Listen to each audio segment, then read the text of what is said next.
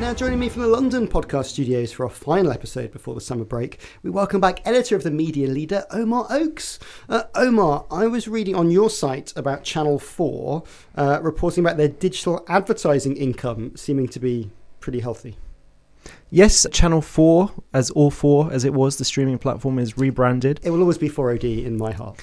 Oh God, now you're going back. They always rebrand. Why do they rebrand? Yes, so they're doing well, and not just only that, non-advertising revenue is up as well. So CEO Alex Mann was very pleased about that. So digital advertising's up, and that because they represent some other TV channels as well. Yes, so of course they run a sales house. So in the UK, sales houses are run by Sky, ITV, and Channel 4. But that doesn't escape the fact that the linear ad market has been tough this year. 2/3 of their revenue still comes from linear TV advertising, and they estimate that it's going to be down by 6% this year. So the fact that they were coming into 2022 only 2% down, they're actually quite pleased by that. And it was their best ever year the previous year. Yeah, so they surpassed £1 billion revenue for the first time, and they did that again this year. But yeah, there's no getting around it. It's a tough market for TV, as we'll probably get into with other topics. Broadcasters are looking to diversify revenue, looking to make more out of their streaming platforms, which they've invested a lot in. But, it's tough out there in terms of production and perhaps an oversupply in content. And next to Omar, we have the New Europeans editor-in-chief, Matt Kelly. Matt, The Sun was revealed to have the highest readership in print and online of any UK commercial news brand, according to PAMCO. Earlier this year, YouGov found it was the least trusted news brand of the UK, the BBC being the most trusted. It's a strange relationship, isn't it, the public and The Sun? Well, I don't know how you can be the most influential and yet the least trusted. How does that work? I don't know. I mean, people say, I don't believe a word they say, but I'm going to do what they've told me to do. I don't think that... They've got great SEO. That works. I also don't particularly trust the report, frankly, because I know that The Sun, like many other national newspapers, no longer reports its daily circulation because the statistics are so catastrophic. And I think I'm right in saying that the Daily Mail is, for better or worse, probably the most purchased newspaper day to day. So, whether influence extends to the same degree online as it used to in print, I also think is massively spurious claim. So yeah, I'm not totally convinced by either of those statements. Well, it's definitely been in the press this week. There's been one story that's been dominating media discussion. This is The Sun publishing allegations against a BBC presenter who we now know to be Huw Edwards. Now the media circus has slightly quietened. Questions are being raised over the BBC's handling and also The Sun's decision to publish the story. I mean, Matt, The Sun, were they more cautious than usual, or were they more aggressive than they usually are? I mean, I looked at some of this and thought some of it harked back to the sort of gay outing days of the 80s and 90s. Is it just a version of that with some new stuff stapled on? Yeah, I mean, the most astonishing thing to me about this story is that anybody's expressed any sort of curiosity as to whether The Sun got it right or wrong in the way they approach this kind of journalism, because this is what they've been doing forever. And they've been doing it as viciously and as brutally as this, for ad infinitum. The only difference here is that I think because of fear of privacy law, or maybe just the fact that the actual complainant told them on WhatsApp that the story was bollocks, they didn't name the presenter. And there's a kind of, I think, real upside down nature to the way this story is developed. We've now got a series of complaints coming out against Huw Edwards, which will be investigated and I'm sure will be treated with all credibility as they should be. But the central complaint, the thing that kicked the whole storm off, the thing that is probably responsible for him being in a psychiatric hospital at this moment, is the only thing we know to be bollocks.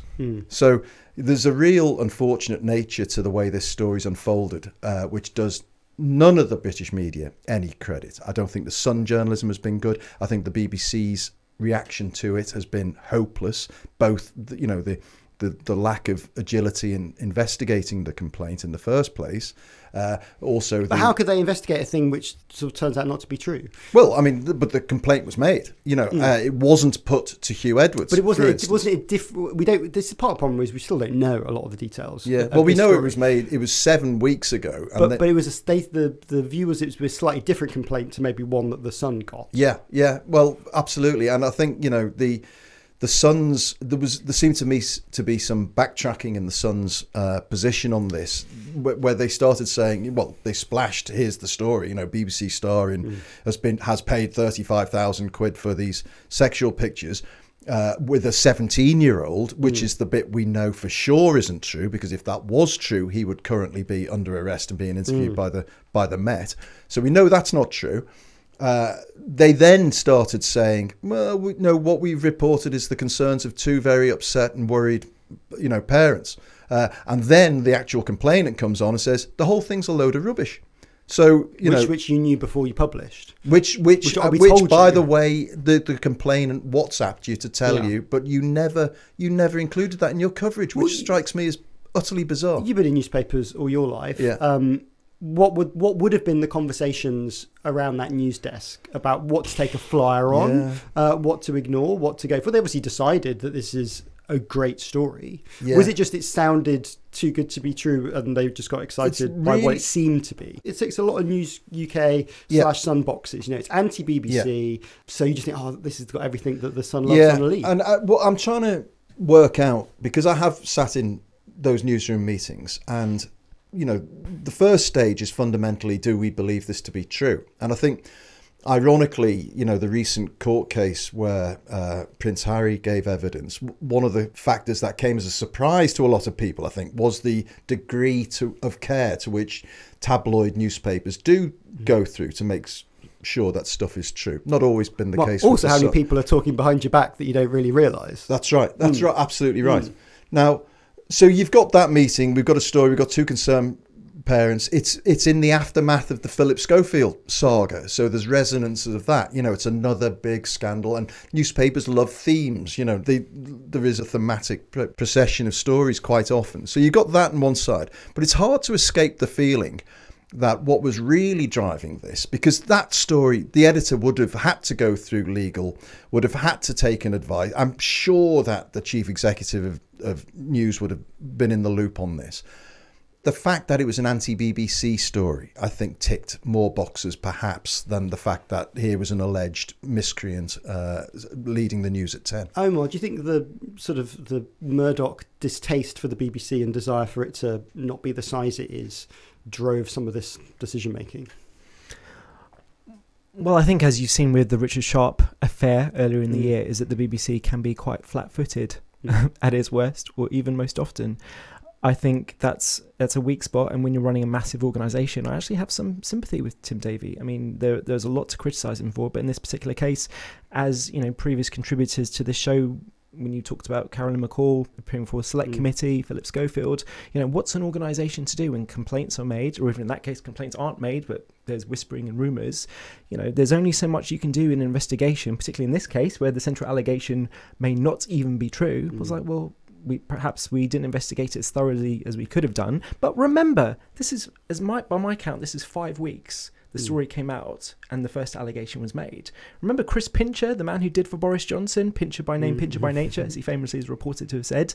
That took 5 years to come out. Yeah. And, when you're in a high-profile position like this, I'm ashamed to say I approached Huw Edwards in the streets. I saw him in summer and he was very nice and took a selfie with me. And when you're that famous, when you're that household name level of famous, a lot of people here struggle with mental health. It could break your brain. Well, so the situation is probably not as simple as that. The BBC get hundreds of complaints a day, some of which are fair, some of which are opinions, some of which are green ink. You can see why it went a different direction. Yeah. I mean, it's almost impossible to fix. Isn't it impossible to fix that complaints procedure? Just some stuff like this does happen. I guess so. I mean, there's the latest update on the story. If it's true, who knows, because there's so much swirling about, is that a senior presenter had also made a complaint, but prior to the Sun's story breaking. So to me, what would have been far preferable and far more humane and decent and honest is if that process had been followed, if Huw Edwards has perpetrated all these offences against people, is disciplined, is suspended or fired, whatever, it doesn't matter. Then the story is the story. But what seems just sickeningly wrong is that the story that set this fire ablaze, that set this house ablaze and has ended up such a catastrophic effect on him, but also the BBC, it is all based on something that is patently not true. Is the Sun going to get any, and is there any negativity around the Sun? Or I think there is. But do they care? Well, no one likes us, we don't care. Well, they care. They care when advertisers start caring. I don't think they give a damn about the readers anymore. I don't think that's the point. Despite that poll about them being influential, most read, and all of that, that is not their business model anymore. Their business model is to attract advertising. And so where you see a bit of twitchiness, and we saw it at the Daily Mail in years gone by, is when campaigns around newspapers' behaviour starts reaching advertisers' ears. They start becoming under pressure on social media from, there's plenty of activist groups, Hope Not Hate being foremost. And advertisers start switching off because they think it's a toxic platform. It does no good to their brand. Then they start getting bothered. Omar, have you heard anything from agencies or advertisers about this sort of thing? I mean, brand safety, huge topic. Even with like programmatic advertising, big worries about how that works, AI, all of these sorts of things. Anybody popped their head above the parapet and said, are we going to take our ads out of the Sun Online or the Sun newspaper? I think beyond the realms of your fine listenership, who probably knows this very well, I think the normal person out there would be shocked to know how amoral the industry is. And frankly, as Matt alludes to, the business model now is about advertising as everything's moved online. And it's a very competitive environment out there. And I think, it's a very tough sell if you're working within a commercial operation to actually start saying that, we're going to, we're getting all this heat over gambling advertising or tobacco advertising, let alone advertising against the content that we're doing. Sorry to plug our own stuff, but on the Media Leader this week, we've run an interview with Dominic Williams, who's the Chief Revenue Officer of Mail Metro, publisher of Daily Mail and Mail Online. And, he freely admits that Brexit has been bad for business, but yet your newspaper's been championing Brexit for, more than the last 10 years. Don't get Matt started. We've got to move on. I was trying to go. Why can't we talk about that? Well, we're still in the scandal business because another public broadcaster, this is Ireland's RTÉ, is dealing with the fallout of their own scandal.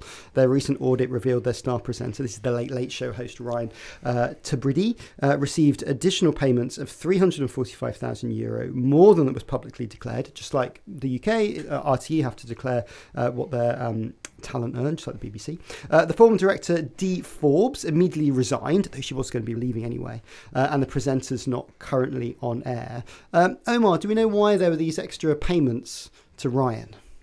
Oh, you're going to ask me questions about barter, aren't you? Oh, goodness. I remember years ago having a masterclass about how barter works and just being incredibly confused by the whole thing. So as I understand this story, and, there is nothing wrong on its face with barter. It's a very simple arrangement where you exchange ad inventory for other goods and services instead of using cash. And it's actually a win-win because that third party is valuing that inventory higher than it would do otherwise. So it's actually a very efficient way of handling your inventory. In this case, it seems to me just a question of transparency in terms of, anyone could just say that, Renault, or I think was one of the brands mentioned that Renault wants to pay this person to appear at an event, but they don't want to pay whatever the going rate is. So you exchange for some inventory and it's not being declared. So this is Ryan getting extra payments which weren't declared by RTE. And sometimes I know you see this in commercial radio where you need presenters to do some extra plugging for something. What some of the radio groups do is they actually pay in advance the presenters for the year. So they go, hey, you're earning £500,000 a year to present the ZFM breakfast show, but we're going to pay you an extra £300,000 for commercial services that we don't actually know what they are yet, but it means the sales team can go out and go, we know that the breakfast presenter will appear at your local area because we've actually already paid them to do it. And sometimes obviously it's a way of getting a bigger salary for these people without it sort of coming out of the normal budget. And obviously it's a public broadcaster where the money's tight. Greasing those wheels can be something that works pretty well until it doesn't and the wheels fall off the car. Appearing at a parliamentary committee the presenter Tabridi denied any involvement in the cover-up and claimed he's unfairly been made the face of the scandal. Has he done anything wrong, Matt? Well, I've got no idea. I'd never heard of this guy until this cropped up, with the greatest of respect to him. But he seems like a very good presenter. He's clearly massively popular, and everybody in the Republic seems to know and love him. What I thought was the most striking part of this story for me was the hybrid model of funding that RTÉ adopts, where it's partly public funded, partly commercially funded. So part license fee, part ads. That's right, but they are now facing a bit of a revolution from license fee payers who are saying the whole thing's bent, I'm not paying anymore, and they are now looking at an income crisis, which could be existential, so they're now going to go back to the government and say, we hope everyone's going to pay their license fee, but it looks like we're going to get a lot of people refusing to. On the back of this, help us out some more. So it does, we've got the same thing going with the BBC about their funding model, But also everyone has got it in for the public broadcasters. Everybody has, which is a bit of a shame, really, isn't it? Because, imagine life without them, it'd be pretty terrifying. If you're in some buildings, you'd be very happy with a life. Well, you would if you're in the News UK building, but that's a long-running agenda for purely commercial reasons. And, if I understood that as a punter, as a license fee payer, I'd be doubling down on my license fee. If Rupert Murdoch is really upset by it, I'd think that was a good indication that it was well worth paying for. But this is the trouble with governments as well, isn't it? Like it plays into a lot of anti-BBC feeling, anti-public broadcaster feeling that particularly, not entirely, but right-wing governments have about public broadcasters too. Yeah. And we saw the Conservative MPs jump on the BBC handling of the BBC presenter inquiry because it fulfils their own needs. And I think that's what was probably the worst aspect of the whole Huw Edwards thing, is that really it was a story being fought from a factional perspective. I don't think it's really about Huw Edwards' behaviour. I think that's a sideshow. I think it was the voices. When you've got Kelvin Mackenzie, the guy who literally had to pay Elton John £1 million for making up stuff, homophobic slurs about him as editor of The Sun, when you've got him on The World at One, given a platform about defunding the BBC because they can't be trusted because of this one individual who is not the BBC, he's a person, that's all. I think that gives you an insight into how people are going to seize anything and use it as a stick to beat the BBC, or if you're a bleeding heart liberal like I am, a stick to say, bugger off. This is an organisation that's worth fighting for all its faults. Omar, if you're RTE, do you just have a problem with the way that the market's changing and the way advertising's changing? Like, you could have a hybrid model in the past because you just took 30-second spot ads and they ran in between your programmes and you didn't really have to think of it too much. It was connected to your impacts or whatever. Whereas now, every media organisation is looking at commercial revenue a different way, and RTE just were battling to try and keep up. It could well be that. I remember when the credit crunch, there was a huge rise in barter activity in the UK because there was a glut of ad inventory that wasn't being taken because of fallen advertiser demand. Now, when we just referenced Channel 4 TV, which is still a huge part of the traditional ad market, there's going to be a fallen advertiser demand. There already is. What's interesting now is I don't think that you're going to see the same degree of barter activity rise in the UK, because I think, frankly, the market has moved on. And TV broadcasters, for example, are taking a lot of late money in ways they didn't a decade ago because they've gotten rid of what were advanced booking charges. There's more digital inventory. We just talked about Channel 4. There's ITVX. There's lots of streaming platforms, lots of connected TV money, and advertisers want in on that. And the rates are often much more expensive, aren't they, than broadcast television? Sometimes that digital capacity can be very profitable. Yeah, so forgive me, I don't know the ins and outs of RTÉ as a broadcaster and what streaming platforms, what digital inventory they have, but I suspect the market is far behind what it is in the UK. So maybe from our vantage point, it seems a bit, this thing was like a very 2009 story. Okay, we'll have more media talk after this.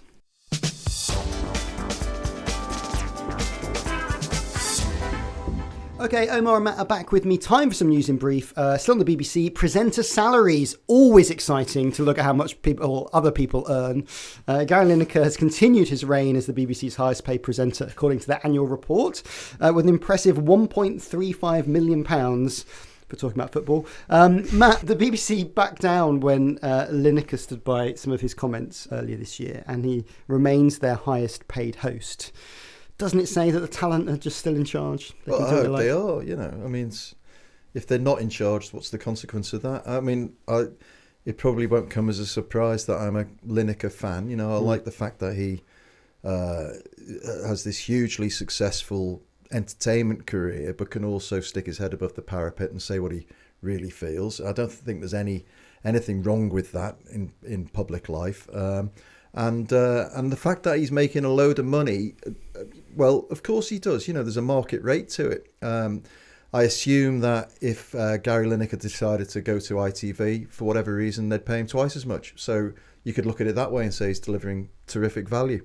I mean, is it though just if you're running the BBC and you're going to get a Gary Lineker related kick every year, just move on and just put someone else on. It's not going to affect the viewers of Match of the Day, is it? But why can't the BBC? Why are they so sensitive to the fact that you get a Gary Lineker kick? We live in a very contentious world where people are debating. But they got enough trouble. We've already seen today they got enough trouble. Why add another one? Well, because he's great at what he does. Yeah. He does loads of content for them. He presents all sorts. It's not just Match of the Day whittling on about football and was that a great corner and all of that. Does loads of stuff for them. He's a consummate presenter. I remember the first time he was on Match of the Day, because I'm that old. He was hopeless. Yep. Do you remember? So he's really become this consummate professional, and I think we should look at him and say, given the context of the salary ranges you talk. I mean, put it this way: there are people on that list that if I was in an unkind mood, I'd be saying, "Are you winding me up? 300 grand for that?" Well, we'll put that in the extra spin-off. I mean, Omar, 4 women appear on the list, an improvement on last year's 3.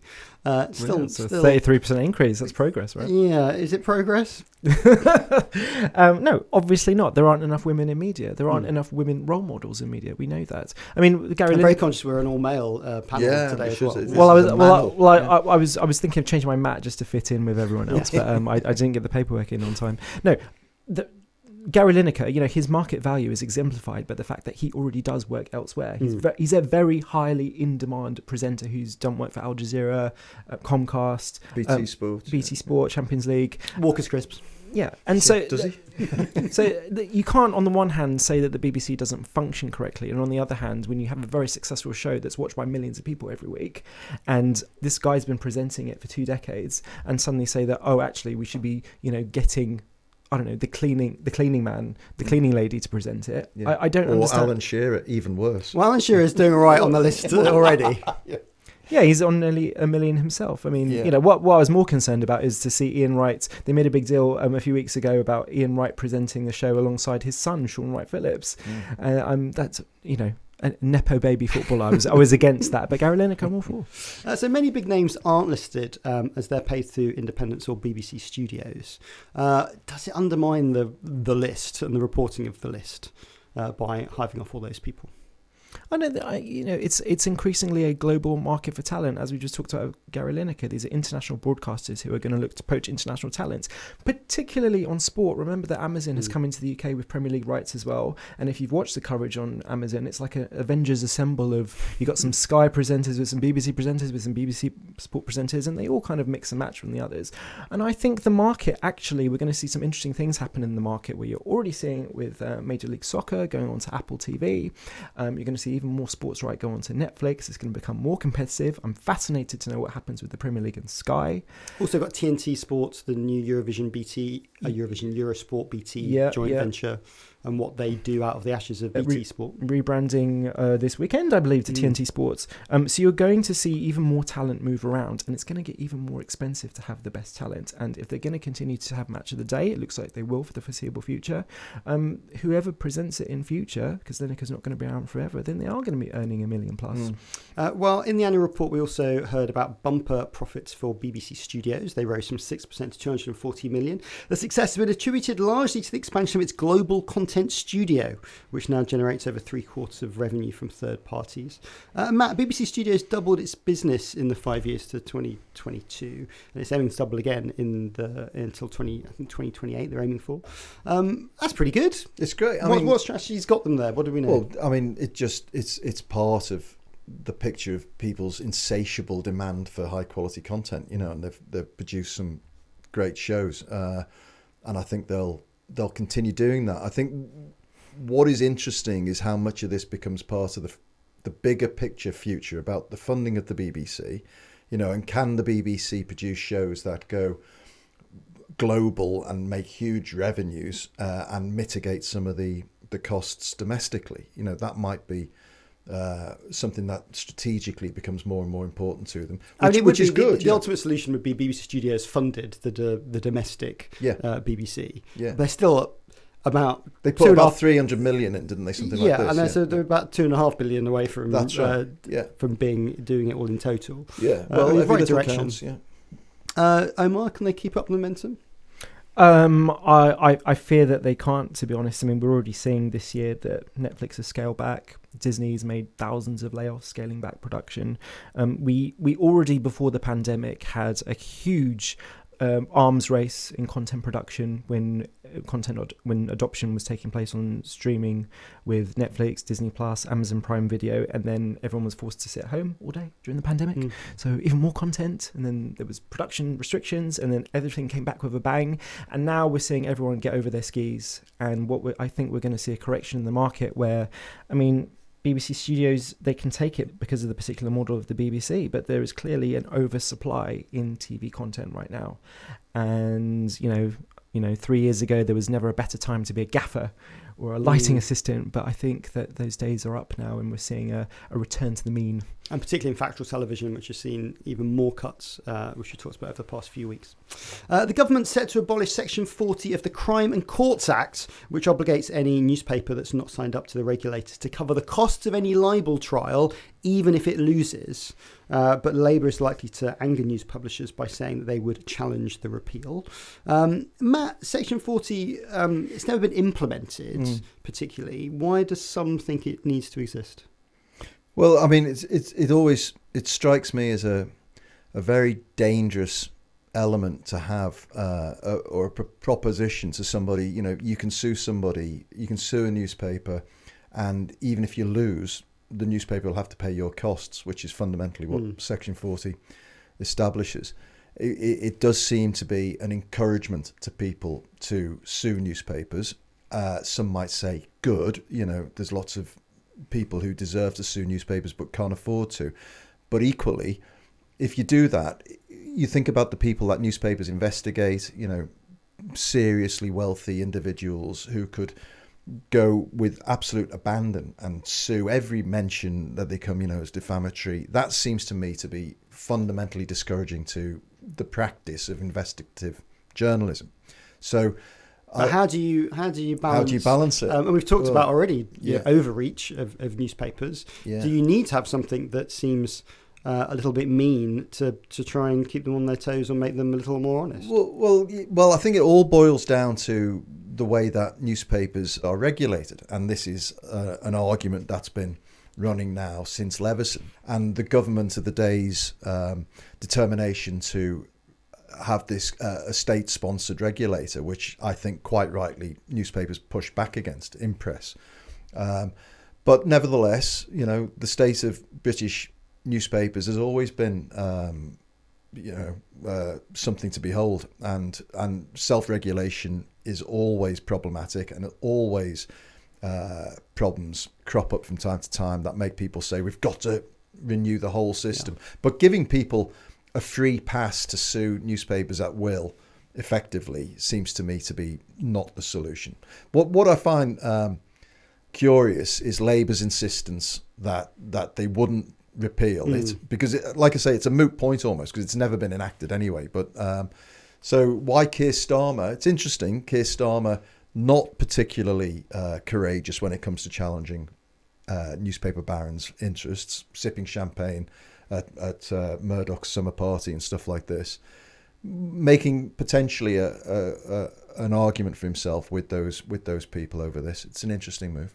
Omar, is that just something Labour are saying, but they wouldn't actually follow through with if they become the leading party of the country? Well, I'm absolutely astounded. Why say anything? Why? Where was the demand? But being on the side of the newspapers isn't great for their core audience, is it? For Labour's core audience. Well, I suppose so. I doubt that kind of, the traditional Labour voter, whatever that looks like nowadays, because the demographics have changed, I doubt that there is a huge demand and no one's going into the ballot box next year thinking, oh, well, I was on the fence, but now, they're going to protect, billionaires and oligarchs, make it even easier to sue newspapers. Yeah, that's why I'm going to vote Labour. I'm just astounded at this story. I'm actually appalled. And as someone who's worked in this industry for 15 odd years now, it's actually really offensive. Do you think they would have had more, a better chance if they'd basically said we're going to do Leveson Part 2, which was never, it's never happened? Well, you've got to... this week is still showing what the newspapers at their worst can do. Yeah, no, I think that's right. And I think, it's hard for me, to be honest, because with the best will in the world, I still believe in a free press, and I still believe that the UK newspaper market is one of the most vibrant and most effective in the world, and there's some amazing journalism done on a daily basis, but there's also some real shit stuff happening, and happens and has happened for decade after decade, and no one's ever found a way to put a lid on that. You got to also take a big step back and say, who's driving all of this? And it's not Murdoch, it's not the government, it's not the BBC, it's the British public who drive all of that stuff, because they have this innate fascination with it, because they've grown up with it and they love all the gossip and tittle tattle. So anybody who feels absolved in this argument, I don't think any of us are guilt free about how the British press acts. But how you go about enforcing good behaviour in the press is a question that's never been satisfactorily answered. Whether Leveson 2 would make any real fundamental difference, I don't know. I don't think Leveson 1 made any fundamental real difference. But I suspect, there will always be voices off calling for it, and one day somebody will F up to the degree that call becomes a little bit more loud in the public sphere and is accepted. And we'll be here when they F up. There's just time for the media quiz. This week it's entitled Spin Doctors. I'll name a media brand or show. You tell me if this week they've had a spin-off or been spun out. Ooh. So we're looking for a spin-off or have been spun out. You can buzz in with your name if you know the answer. So Omar, you will say... Omar. And Matt, you will say... Will I say Matt? Yes, you will. Right, here we go. Question number 1. So, spun off or spun out? The New York Times sports desk. Spun off. Matt. I know this. Oh, God, I'm so excited. I know the answer to a question. Yes, spun off. Yes. To being replaced by The Athletic. Yeah, so the New York Times acquired The Athletic, subscription sports digital service. And there was always a bit of a question, wasn't there, over... the how complementary they were, but in the end they decided that the New York Times sports desk are no longer needed in their current form, and they're going to move the Athletic coverage in. Sensible, Omar?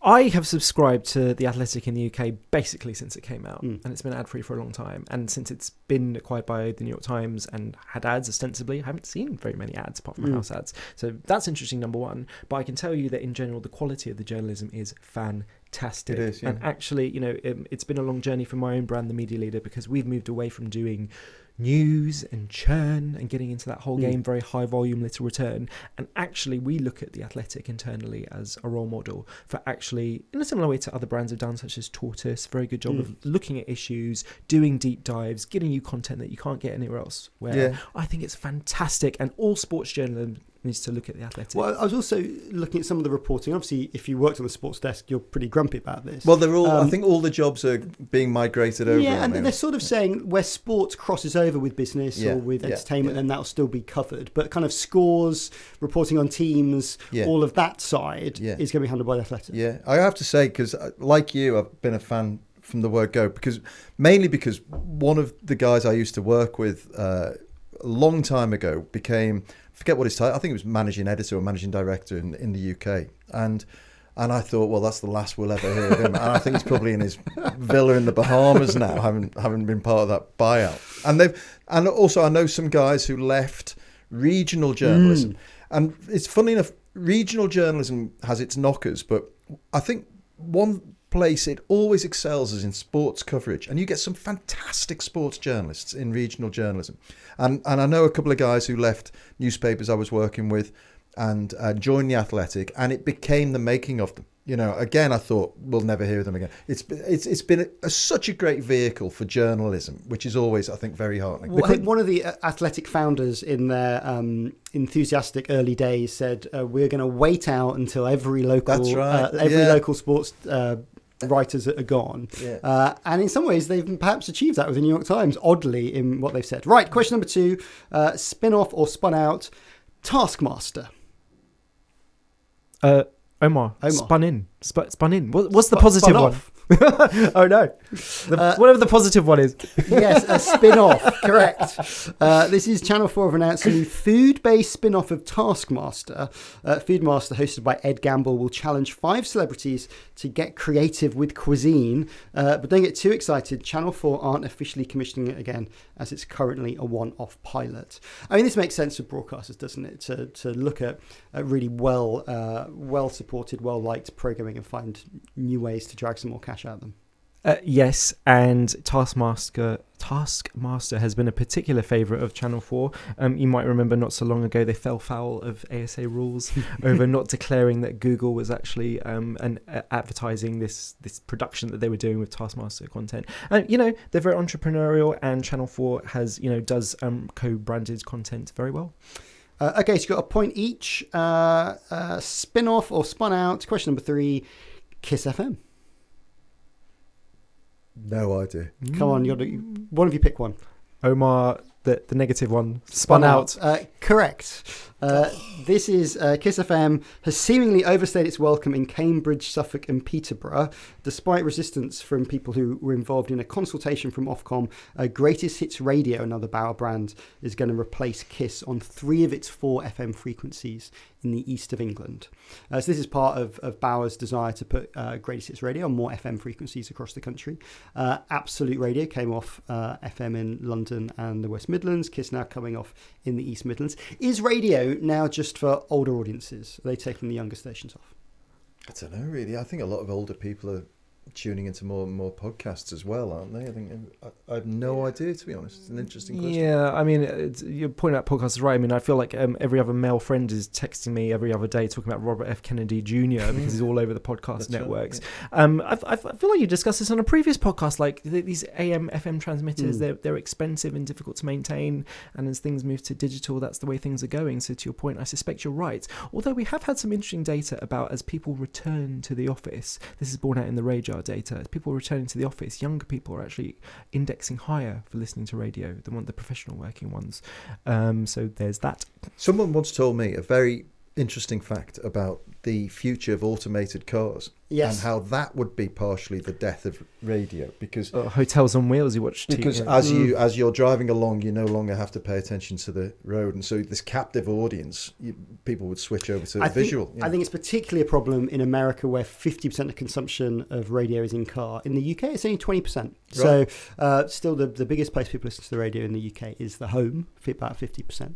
But yeah, I think there is something about the digital analog switch, and Bauer had a lot of success from Greatest Hits Radio, and we will hear in a couple of weeks whether the arrival of Ken Bruce has transformed their ratings even further. Right, congratulations, Omar. 2 points to you.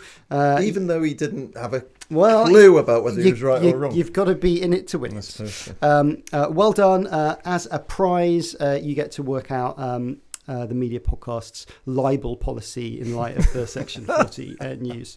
Sounds lucrative. Thank you both. Matt, how can people keep up with what you're doing? Buy The New European or listen to the Two Matts podcast. Wherever you get your podcasts, including where you listen to this one. And Omar, how about you?